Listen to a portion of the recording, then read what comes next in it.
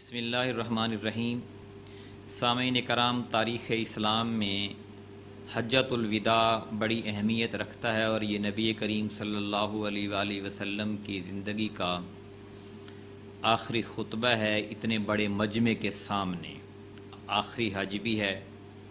جب آپ کی دعوت اور تبلیغ کا کام پورا ہو گیا اور اللہ کی الوہیت کے اسبات اس کے ماں سوا کے الوہیت کی نفی اور محمد رسول اللہ صلی اللہ علیہ وسلم کی رسالت کی بنیاد پر ایک نئے معاشرے کی تعمیر و تشکیل عمل میں آ گئی، اب گویا غیبی ہاتف آپ کے قلب و شعور کو یہ احساس دلا رہا تھا کہ دنیا میں اب آپ کے قیام کا زمانہ اختتام کے قریب ہے۔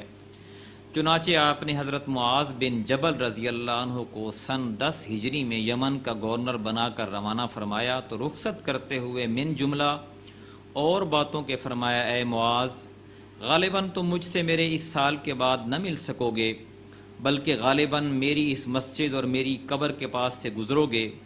اور حضرت معاذ یہ سن کر رسول اللہ صلی اللہ علیہ وسلم کی جدائی کے غم سے رونے لگے۔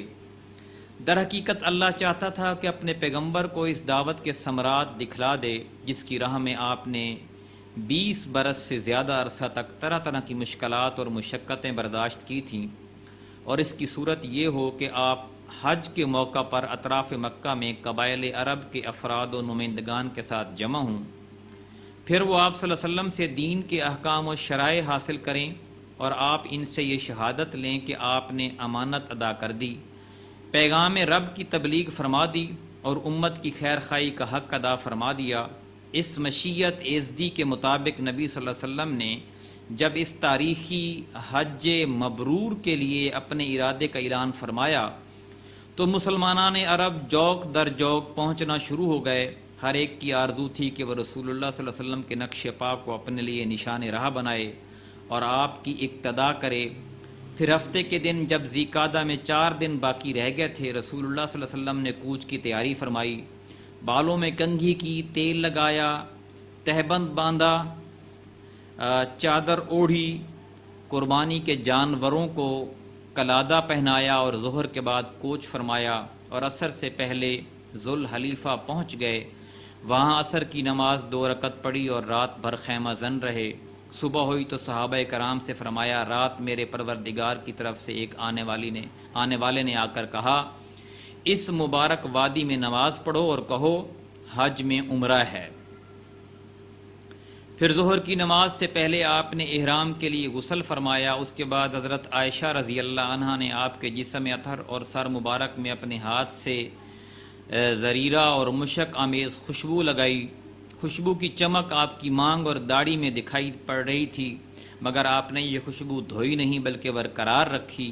پھر اپنا تہبند پہنا، چادر اوڑھی، 2 رکعت ظہر کی نماز پڑھی۔ اس کے بعد مصلی پر حج اور عمرہ دونوں کا ایک ساتھ احرام باندھتے ہوئے صدائے لبیک بلند کی۔ پھر باہر تشریف لائے، قصوہ اونٹنی پر سوار ہوئے اور دوبارہ صدائے لبیک بلند کی۔ اس کے بعد اونٹنی پر سوار کھلے میدان میں تشریف لے گئے تو وہاں بھی لبیک پکارا۔ اس کے بعد آپ نے اپنا سفر جاری رکھا۔ ہفتہ بھر بعد جب آپ سر شام مکہ کے قریب پہنچے تو ذی طوا میں ٹھہر گئے، وہیں رات گزاری اور فجر کی نماز پڑھ کر غسل فرمایا۔ پھر مکہ میں صبح دم داخل ہوئے۔ یہ اتوار 4 ذی الحجہ 10 ہجری کا دن تھا۔ راستے میں 8 راتیں گزاری تھیں۔ اوسط رفتار سے اس مسافت کا یہی حساب تھا۔ مسجد حرام پہنچ کر آپ نے پہلے خانہ کعبہ کا طواف کیا، پھر صفا و مروہ کے درمیان سعی کی، مگر احرام نہیں کھولا کیونکہ آپ نے حج و عمرہ کا احرام ایک ساتھ باندھا تھا اور اپنے ساتھ ہدی قربانی کے جانور لائے تھے۔ طواف و سعی سے فارغ ہو کر آپ نے بالائی مکہ میں حجون کے پاس قیام فرمایا، لیکن دوبارہ طواف حج کے سوا کوئی اور طواف نہیں کیا۔ آپ کے جو صحابہ کرام آپ اپنے ساتھ ہدی قربانی کا جانور نہیں لائے تھے، آپ نے انہیں حکم دیا کہ اپنا احرام عمرہ میں تبدیل کر دیں اور بیت اللہ کا طواف اور صفا مروہ کی سعی کر کے پوری طرح حلال ہو جائیں، لیکن چونکہ آپ خود حلال نہیں ہو رہے تھے اس لیے صحابہ کرام کو تردد ہوا۔ آپ نے فرمایا، اگر میں اپنے معاملے کی وہ بات پہلے جان گیا ہوتا جو بعد میں معلوم ہوئی تو میں ہدی نہ لاتا اور اگر میرے ساتھ ہڈی نہ ہوتی تو میں بھی حلال ہو جاتا۔ آپ کا یہ ارشاد سن کر صحابہ کرام نے سر اطاعت خم کر دیا اور جن کے پاس ہڈی نہ تھی وہ حلال ہو گئے۔ 8 ذی الحجہ ترویہ کے دن آپ مینا تشریف لے گئے اور وہاں 9 ذی الحجہ کی صبح تک قیام فرمایا۔ ظہر، عصر، مغرب، عشاء اور فجر 5 وقت کی نماز وہیں پڑھی، پھر اتنی دیر توقف فرمایا کہ سورج طلوع ہو گیا۔ اس کے بعد عرفہ کو چل پڑے۔ وہاں پہنچے تو وادی نمرہ میں قبہ تیار تھا، اسی میں نزول فرمایا۔ جب سورج ڈھل گیا تو آپ کے حکم سے کسوہ پر کجاوا کسا گیا اور آپ بطن وادی میں تشریف لے گئے۔ اس وقت آپ کے گرد 1,24,000 یا 1,44,000 انسانوں کا سمندر ٹھاٹھے مار رہا تھا۔ آپ نے ان کے درمیان ایک جامع خطبہ ارشاد فرمایا۔ آپ نے فرمایا، لوگو میری بات سن لو، کیونکہ میں نہیں جانتا شاید اس سال کے بعد اس مقام پر میں تم سے کبھی نہ مل سکوں۔